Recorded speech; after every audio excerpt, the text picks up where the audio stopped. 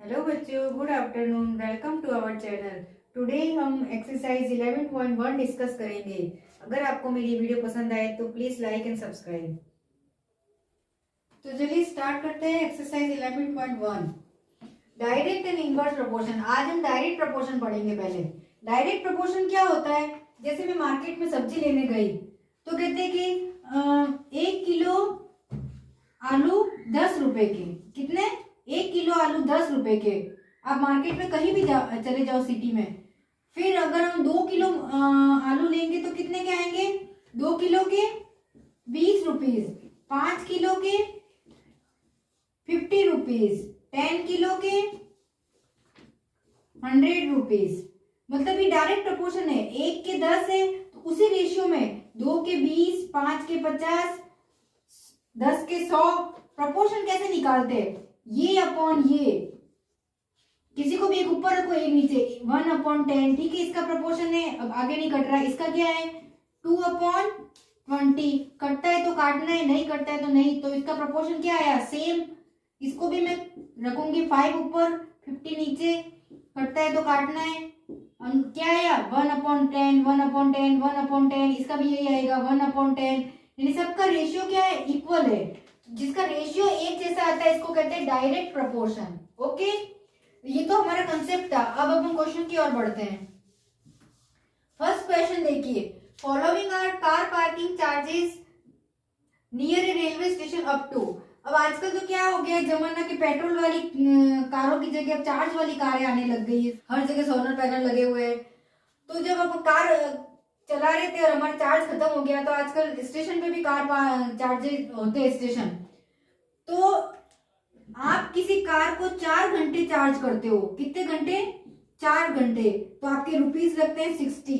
Okay, तो ये तो हो गया हमारा टाइम, कार पार्किंग का टाइम। कितने घंटे आप चार्ज करते हो और कितना आपका चार्ज लगेगा। ये हो गया आपका चार्जेज। 4 घंटे चार्ज करोगे तो 60 रुपए लगेंगे। 8 घंटे चार्ज करोगे तो 100 लगेंगे। 12 करोगे तो 140 और 24 करोगे तो 180। अब इनका तुम्हें क्या निकालना है? रेशियो निकालना है। इनका रेशियो, इनका रेशियो, इनका और इनका सबका। अभी मैंने बताया था रेशियो कैसे निकालते हैं। चलिए पहले वाले का रेशियो कैसे निकालूंगी? 4/60। दूसरे वाले का 8/100। तीसरे वाले का 12/140। Then last 24/180। कटता है तो काटना है, नहीं कटता है तो नहीं काटना है। तो चलिए मैं देखती हूँ कटता है क्या। 2 की टेबल से 2 बार और ये 30 बार। फिर ये 2 की टेबल से वापस कटेगा 1 बार और ये 15। फाइनल आंसर आया इसका 115। इसको काटती हूँ 2 की टेबल से 4 टाइम और ये 50 टाइम। इसको फिर से कटेगा ये, तो ये आया 2/25। ये भी 2 की टेबल से कट रहा है 6 बार और ये 70 बार। फिर से कटेगा 3 टाइम और ये 35। तो ये हो गया 3/35। इसको भी कट कीजिए। 6 की टेबल से कर लिया मैं सीधा। ठीक है, फिर किया तो ये 2 और ये 15। तो देखिए सबका रेशियो इक्वल है? नहीं है, नहीं है। इसका मतलब ये डायरेक्ट प्रपोर्शन नहीं है। तो ये इसका डायरेक्ट प्रपोर्शन नहीं है क्योंकि ये इसके इक्वल भी नहीं है। तो अब इसको आप लैंग्वेज में लिख लीजिए। लास्ट में से यही पूछा है, check if the parking charges are in the direct proportion to the packing time. तो ये क्या पार्किंग टाइम के क्या कहते हैं? डायरेक्ट प्रपोर्शन है? तो हम कहेंगे no,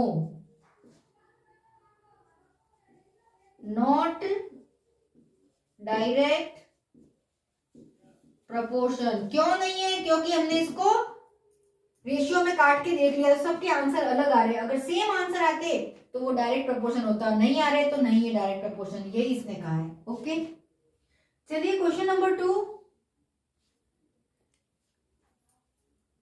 A mixture of paint is prepared by mixing a part of red pigment. एक पार्ट लिया है red pigment and 8 part of base. 8 part कितना मिलाया है? बेस का। और दोनों को मिला के एक कलर तैयार किया है। ठीक है, ये कैसे कोई कलर तैयार करते हैं जिसमें ये बेस होता है।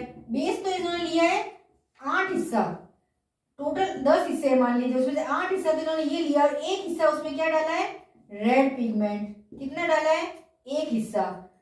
ओके, अब जब इस तरह के क्वेश्चन आते हैं तो ये डायरेक्ट प्रपोर्शन होते हैं। ये इसमें इतना मिलाया तो बताइए ये इतना है तो ये कितना होगा। अपन को दे रखा है, एक बार तो दे रखा है कलर कि एक हिस्सा रेड पिगमेंट मिलाया तो बेस इसमें 8 पार्ट है। अगर रेड पिगमेंट 4 है तब ये बेस कितना होगा, या रेड पिगमेंट 7 है तब ये बेस कितना होगा, या रेड पिगमेंट 12 है तब ये बेस कितना होगा, और तब ये बेस कितना होगा। ठीक है, घबराने की बिल्कुल बात नहीं, एक बहुत ही इजी मेथड बता रही हूँ आपको। सुनिए, जो दिया हुआ है आपके सामने, जो पार्ट दिया हुआ है इसको ये मान लीजिए x है और ये मान लीजिए y है। जो दिया हुआ है ऊपर वाले को x मानना है, नीचे वाले को y मानना है। Is that clear. जो दिया हुआ है इसको 1 मानना है, x1 y1, और जो आपको पता करना है उसको 2 मानना है। जैसे ही पहले मैं इतनी टेबल लूंगी, ये पता कर रही हूँ, ठीक है, बाकी सबको भूल जाइए। इसको मैं x2 मानूंगी और इसको y2 मानूंगी। ओके, अब देखिए अपन कर रहे हैं डायरेक्ट प्रपोर्शन।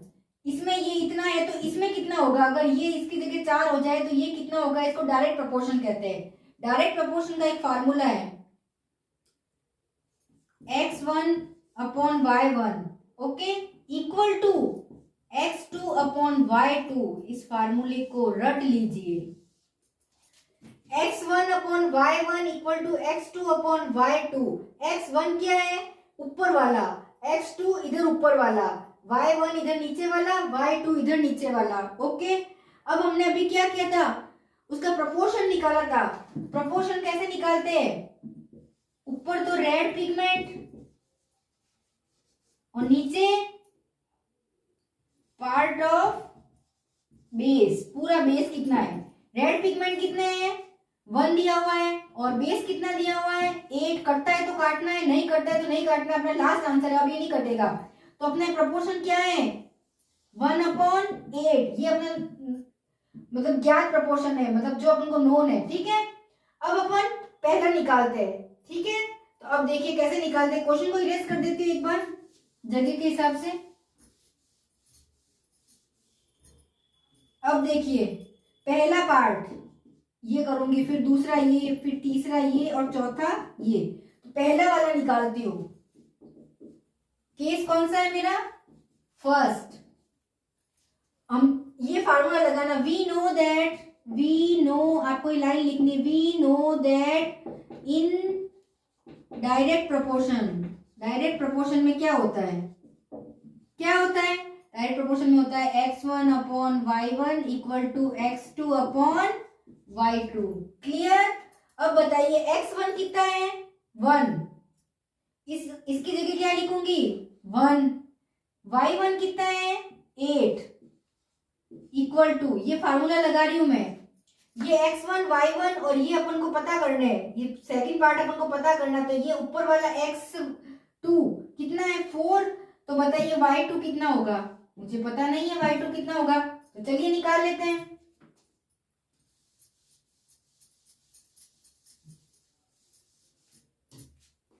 ये यहाँ प्रपोर्शन आएगा। ठीक है, अब देखिए जिसके बीच में बराबर हो और ऊपर नीचे फ्रैक्शन हो तो अपन क्या करेंगे, क्रॉस मल्टीप्लाई। क्या करेंगे, क्रॉस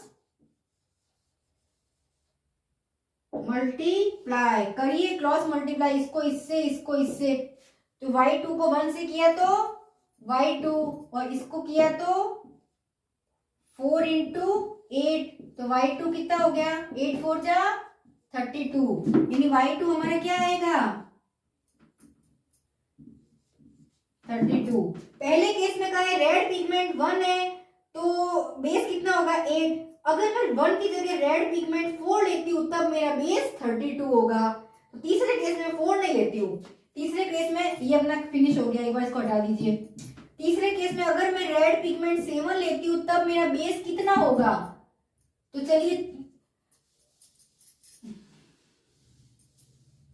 कौन सा केस है अपने, सेकंड केस। अब सेकंड केस में देखते हैं x1 upon y1 equal to x2 upon y2। Okay, x1 कितना है 1 और y1 8, x2 कितना है इसमें, ये x2 मान लिया, इसका काम हो गया अपन का, इसको x2 मानिए, ये है 7, तो ये y2 कितना होगा मुझे पता नहीं है y2। अगर आपको ऐसे कंफ्यूज हो रहा है कि नहीं तो आप ऐसे मान सकते हैं, ये x1 माना तो इसको x2 मानिए, इसको x3, इसको x4, इसको x5। ओके, तो इसको y2, इसको y3, इसको y4, इसको y5। अगर वैसे कंफ्यूज हो रहा तो आप मान लीजिए, ऊपर वाले को x मानना है, नीचे वाले को y मानना है। ये 1 है तो ये 2 3 4 5, ये 1 है तो 2 3 4 5। अब निकालिए, इससे निकाल लीजिए। अब अपन ये वाला केस कर रहे हैं, कौन सा केस कर रहे हैं, ये वाला। तो इसमें देख x3 और y3, बस इसकी जगह मैं खाली यही लिखूंगी x3 y3, कोई दिक्कत नहीं। x3 कितना है 7 और y3 अपन को पता करना है। क्रॉस मल्टीप्लाई कीजिए,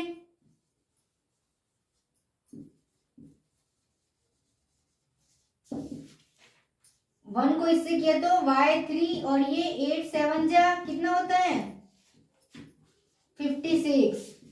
अगर मैं 7 रेड पिगमेंट लेती हूँ तो मेरा बेस कितना होगा, बेस होगा मेरा 56। वैसे ही अब इसको निकालिए, थर्ड केस निकालिए, x1 अपॉन y1 बराबर, ये क्या है थर्ड केस में x4 और y4, कुछ भी नाम दे दीजिए, बस x और y होना चाहिए। क्रॉस मल्टीप्लाई करेंगे, पहले मान रख दीजिए 1 और 8, ये तो पता ही है 1 और 8, और ये कितना है 12 लेती हूँ तो बेस पता नहीं है। रेड पिगमेंट मेरे 12 है तो बेस मेरा कितना होगा पता नहीं है। क्रॉस मल्टीप्लाई कीजिए, y4 बराबर 12 इंटू 8, यानी अगर जब मेरा रेड पिगमेंट 12 लिए मैंने तब मेरा बेस कितना होगा, तब मेरा बेस होगा 96। अब इसको 5 5 मान लीजिए। लास्ट कौन सा केस है, फोर्थ केस, नाम दे दीजिए केस को। फोर्थ केस में x1 upon y1 equal to x5 upon y5, 1 upon 8। एक तो अपन को पता होगा, दूसरा करना होगा। ये कितना है red pigment, x red pigment होते हैं और y बेस होता है, पता नहीं है मुझे, तो क्रॉस मल्टीप्लाई करके पता कर लेती हूँ। कितना हिस्सा आ गया 160। अब हमारी टेबल हो गई कंप्लीट। क्या थी टेबल, ऊपर तो रेड पिगमेंट थे और नीचे बेस था। पहला केस तो अपन को पता है कि रेड पिगमेंट 1 लेती हूँ तो 8 मेरा बेस है। सेकंड में मैंने क्या निकाला था, सेकंड में मैंने हिस्सा लिया था,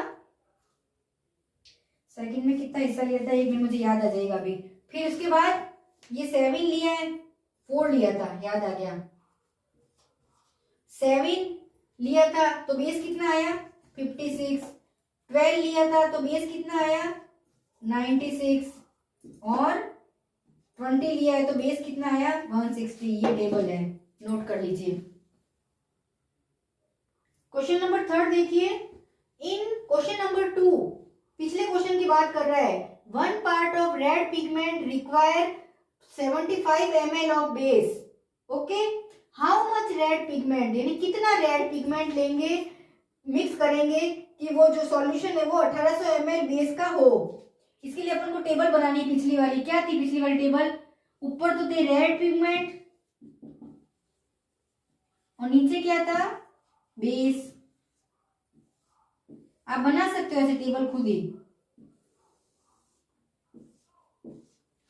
ये कह रहा है 1 part of red pigment, red pigment कितना है 1 part, required 75 ml of base, 75 ml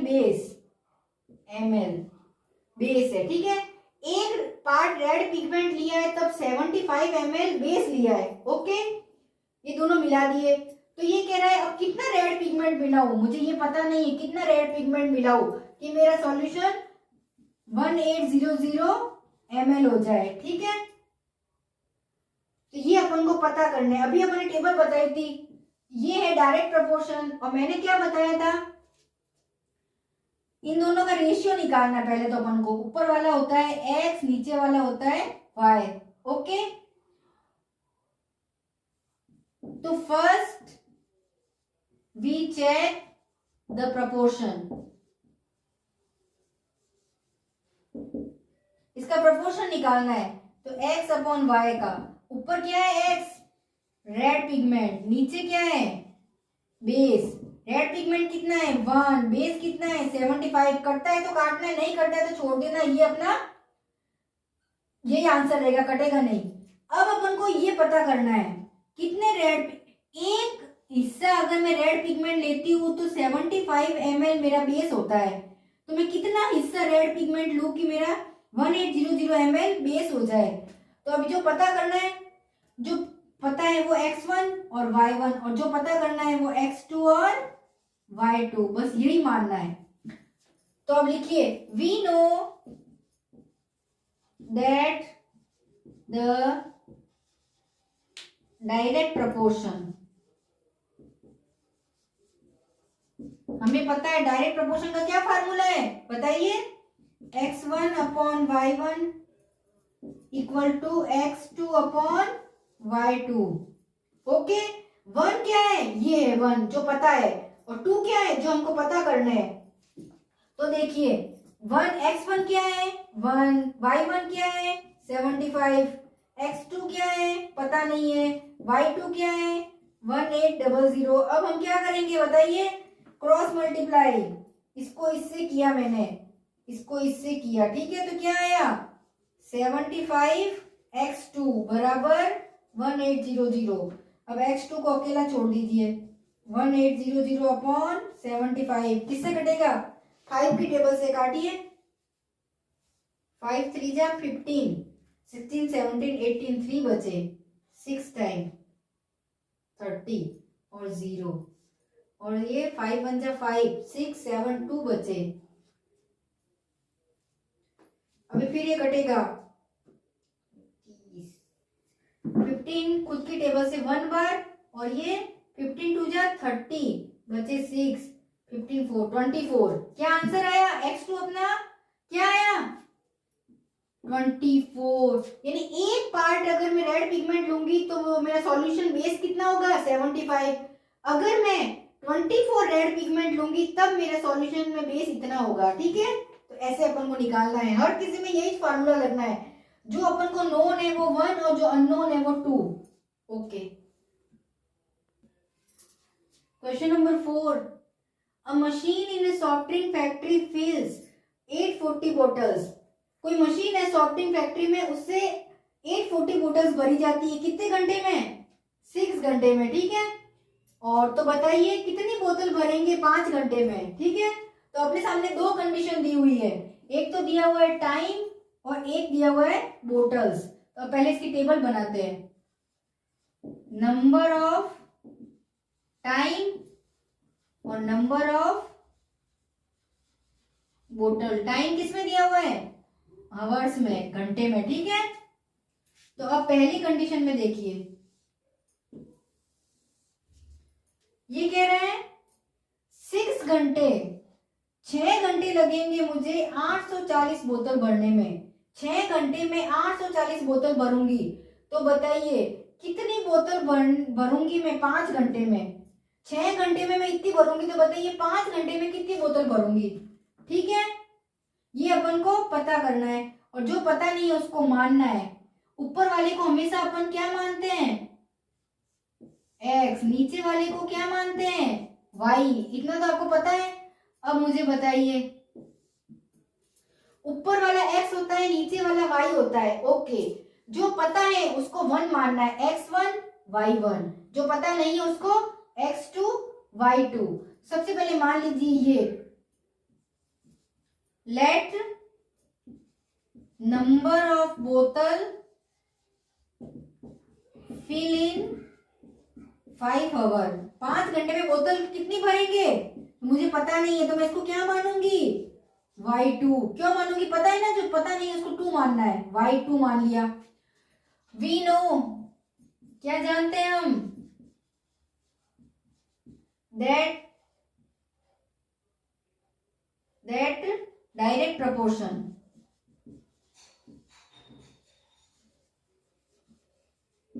क्या फार्मूला होता है? x1 upon y1 equal to x2 upon y2। x1 कौन सा है? 6, y1 840, x2 5, y2 पता करना है। क्रॉस मल्टीप्लाई कीजिए, इसको इससे किया मैंने। 6y2 equal to 5 into 840, y2 को अकेला छोड़ दिया जो हमको पता करना है, इसको नीचे लेके गई। 5 इंटू 840 अपॉन 6।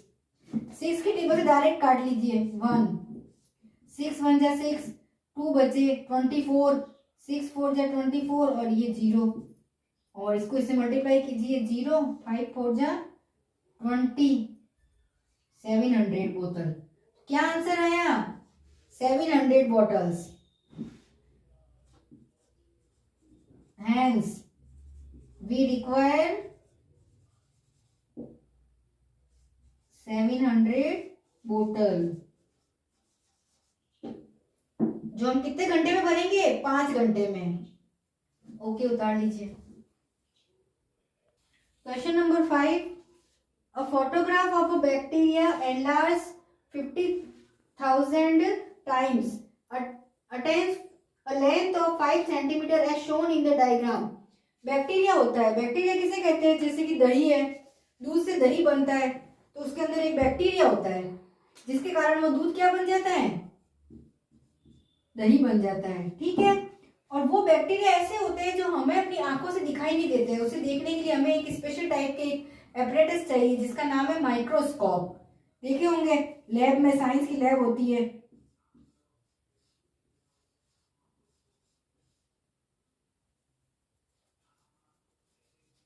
यहाँ अपन आंख से देखते हैं, इस यहाँ अपन एक आंख से इस देखेंगे, यहाँ स्लाइड होगी कांच की, उसके ऊपर माइक ये रखे होंगे, क्या कहते हैं इसको? बैक्टीरिया। इसको यहाँ से देखेंगे तो वो बैक्टीरिया हमें इतने है ना, तो वो इतने दिखाई देंगे, मतलब वो चीज हमें स्पष्ट दिखाई देगी। तो हमें अपनी ऐसे बिना चश्मे से भी नहीं, अपन बिना मतलब किसी यंत्र के तो देख ही नहीं सकते, माइक्रोस्कोप जरूरी है। तो कुछ दिखने में वो ऐसा होता है। अगर मैं बिना उसके देखूंगी तो वो ऐसे, या माइक्रोस्कोप देखूंगी तो मुझे ऐसा दिखाई देगा। तो ये कह रहा है कि जब मैं माइक्रोस्कोप में बैक्टीरिया को देखती हूँ तो एक्चुअल लेंथ इसकी 5 सेंटीमीटर है। बैक्टीरिया इतना है 5 सेंटीमीटर, और वो मुझे कितना दिखाई देता है? 50,000 टाइम्स बड़ा दिखाई देता है। 5 का 50,000 टाइम बड़ा दिखाई देता है। तो अब ये कह रहा है कि अगर मुझे वो बैक्टीरिया 20,000 टाइम बड़ा दिखाई दे रहा है तो मतलब कि उसकी लेंथ कितनी है, एक्चुअल लेंथ कितनी है उसकी, ये पूछ रहा है। ठीक है, तो अब पहले इसके टेबल में शो करने की कोशिश करते हैं। दो चीज दी हुई है, एक तो उसका एनलार्ज फोटोग्राफ जो माइक्रोस्कोप में देख रहे हैं, और एक इसकी लेंथ एनलार्ज। ठीक है, एक तो है एनलार्ज लेंथ। लेंथ किस में दी हुई है? सेंटीमीटर में। एक दिया हुआ है एनलार्ज फोटोग्राफ,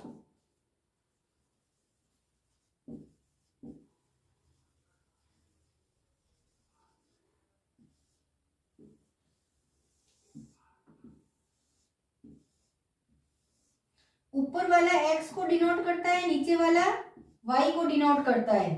ये कह रहा है कोई बैक्टीरिया 5 सेंटीमीटर का है, कोई बैक्टीरिया 5 सेंटीमीटर उसकी लेंथ है, और जब माइक्रोस्कोप में देखती हूँ तो वो मुझे 50,000 मतलब ज्यादा बड़ा दिखाई देता है। ठीक है, ओके। तो अब ये बताइए कि अगर मुझे ये 20,000 टाइम बड़ा दिखाई दे रहा है, मतलब उसकी लेंथ कितनी है, ये पूछ रहा है। ठीक है, 5 था तो मुझे 50,000 दिखाई दिया, अगर 20,000 है इसका मतलब उसकी लेंथ कितनी है। ओके, अब अपन क्या करते हैं? We know that the formula of direct proportional is, क्या होता है? x1 y1 upon equal to x2 upon y2। ये तो हमें हर जगह लगाना है। ये इसका प्रोपोर्शन है, तो बताइए ये कितना होगा जब इसका प्रोपोर्शन ये है। ठीक है, अब हमने कहा जो हमको पता है, ये हमको दोनों पता है, x अपॉन वाई हमें पता है, लेंथ कितनी है 5, और ये कितना है 50,000। मैंने कहा करता है तो काटना है, नहीं करता है तो छोड़ना है। करता है तो काट लो, ये 1 और ये 1। ओके, तो अब हमारा प्रपोर्शन क्या आया? कटता है तो काटना है, नहीं कटता है तो नहीं काटना है। तो अब ये कट गया हमारा x/y, ये x/y है। अब ये हमको पता है, पता को क्या कहेंगे? 1x1 और y1, और जो नहीं पता है वो x2 y2। ये हमारा x1 y1, ये हमारा x2, ये हमारा y2। ठीक है, तो अब हमें क्या मानना है, क्या पता करनी है? एनलार्ज लेंथ पता करनी है इसकी। तो लेट मानने को क्या कहते हैं? Let enlarge length of bacteria is x2। क्या मान लिया हमने? x2। अब आगे देखिए क्या करना है आपको। अब सारे वैल्यूज इस फार्मूले में पुट करनी है। 1 कौन सा है? 1 कौन सा है? ये। और 2 कौन सा? इसको मैंने सॉल्व कर दिया x/y को, तो मेरा ये आया है। तो अब ये रखूंगी, इसकी जगह ये रख, इसमें भी आंसर आ जाएगा, लेकिन ये रखने से इजी हो जाएगा। तो ये मेरा क्या है? 1/10,000। x2 अपना पता करना है और y2 अपना दिया हुआ है। ओके, अब हम क्या करेंगे? क्रॉस मल्टीप्लाई करिए। x2 को किससे मल्टीप्लाई किया? 10,000 से, इक्वल टू 20,000। अब मुझे x2 की वैल्यू निकालनी है, तो ये मल्टीप्लाई में वो डिवाइड में चला जाएगा। 4 जीरो से 4 जीरो कट गए, तो x2 अपना क्या आया?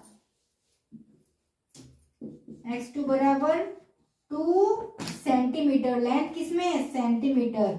यानी जब 5 सेंटीमीटर का बैक्टीरिया था और माइक्रोस्कोप में वो कितना हो गया? 50,000 टाइम हो गया।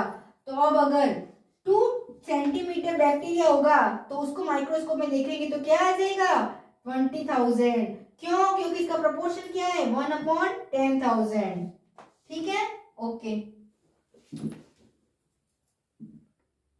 बच्चों, आज हमने एक्सरसाइज 11.1 के 5 क्वेश्चन किए हैं। 5 हम कल करेंगे। Thanks for watching my video. Have a nice day.